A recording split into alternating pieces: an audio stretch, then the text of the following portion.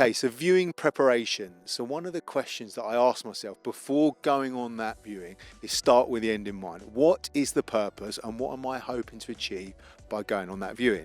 Now, it sounds incredibly obvious, right? I'm going on the viewing to feel comfortable about either submitting an offer or not submitting an offer. But that's not always the reasons why we go on a viewing.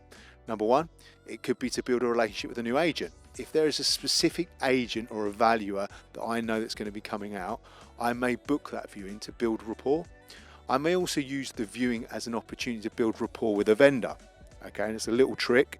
I will look sometimes to book viewings out of office hours in the hope that the agent will allow me to go and meet the vendor so I can build that rapport.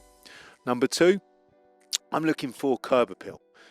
Rightmove and everything's great, okay, Google Street View, but I want to be able to see what that street's like at busy times. I want to see what the parking's like. Would I want to live there? Would my tenants want to live there? Okay, and that's the curb appeal element. I'm also using it as an opportunity to gather as much data as I possibly can. I've got my builder's eye on. Okay, so I'm not trying to diagnose what the problems might be. I'm just writing down in my survey sheet when I'm doing the viewing everything that I see, everything from top to bottom. What do I see? So when I get back to the office, I can then start trying to work out what it's going to cost to make good, to refurbish, my build costs, etc. It's also an opportunity for me to confirm the floor plans. So we know that majority of the stock that's on Rightmove or Zoopla, it comes with a floor plan.